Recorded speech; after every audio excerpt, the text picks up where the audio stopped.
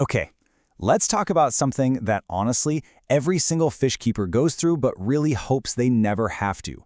Finding a dead fish in your tank. It's awful, it's stressful, but knowing what to do right away can make all the difference for the rest of your aquarium. So we're going to get right into it and give you a calm, quick guide to handle this. So there you are, looking at your tank, and you see it. Your heart just sinks, right? It's a really tough moment. And it's so easy to just panic. But just take a deep breath, because what you do in these next few minutes is super important. And look, the first thing to get into your head is that this happens. It really does. It happens to people who've been doing this for decades. The trick is not to let that feeling of, oh no, what did I do wrong, take over.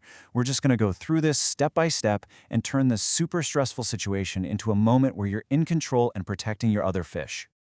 Okay, let's get into your first critical steps. Think of this as, well, immediate triage. This is the aquarium emergency room, and these are the things you absolutely have to do right now to stop things from getting any worse. Step 1, and this is the priority, gently net the fish out of the tank. The longer it stays in there, the more ammonia it releases as it decomposes. And ammonia is basically poison to your other fish. Second, do a quick visual check on your equipment. Is the filter running like it should be? Is the bubbler going? You just want to make sure there's plenty of oxygen in the water. And third, and this is crucial, test your water right now. Grab your kit and test for ammonia, nitrite, nitrate, and pH. This is going to be your first big clue about what's going on. All right, once you've done those first 3 things, the immediate danger has been dealt with. Now, it's time to become a bit of a tank detective. Figuring out why the fish died is pretty much the only way you're going to keep it from happening again. So, let's look at the usual suspects, shall we? You've got things like poor water quality, maybe a sneaky ammonia spike, or a sudden shift in temperature because of a faulty heater.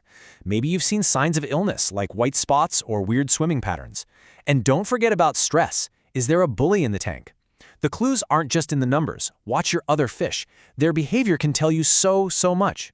And that brings us right back to that water test. Take a look at your results and compare them to a chart like this one. Now, if you see any ammonia or nitrite, anything above 0, that is a huge red flag. That tells you something is seriously wrong with your tank cycle. This piece of paper with your test results, right now, that's the most powerful clue you have. Okay. You've handled the immediate problem. You've done some investigating. Now it's time to talk about the road to recovery. These next steps are all about getting your tank's ecosystem back in balance and making it healthy again.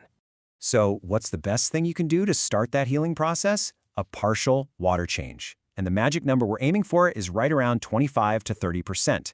You're not trying to do a massive overhaul here. This is just a gentle reset. It helps dilute any of the bad stuff, whether it's toxins or bacteria, and gives your tank a real fighting chance. So here's your game plan. First, do that 25–30% water change. And remember, the new water needs to be dechlorinated and at the same temperature as the tank water. That's super important to avoid shocking your other fish. Second, while the water's a bit lower, it's a perfect time to just lightly vacuum the gravel or sand to get rid of any leftover food. And third, for the next few days, you need to monitor those ammonia and nitrite levels every single day. You need to be sure that your tank's biological filter is stable and doing its job. You've made it through the crisis.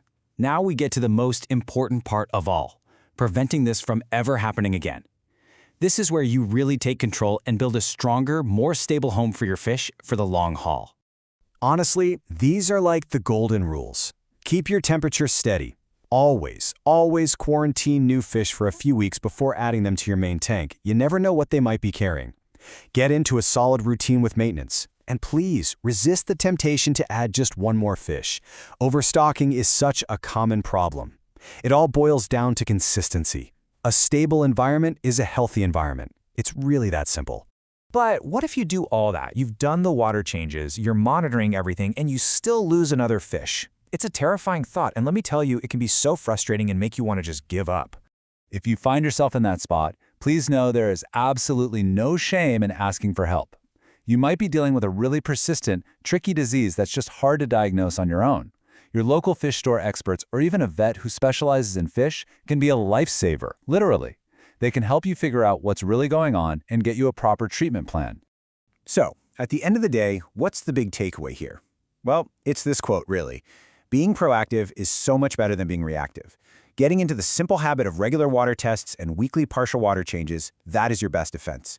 It's the foundation for a healthy, thriving tank. Stay on top of it, stay consistent, and happy fish keeping.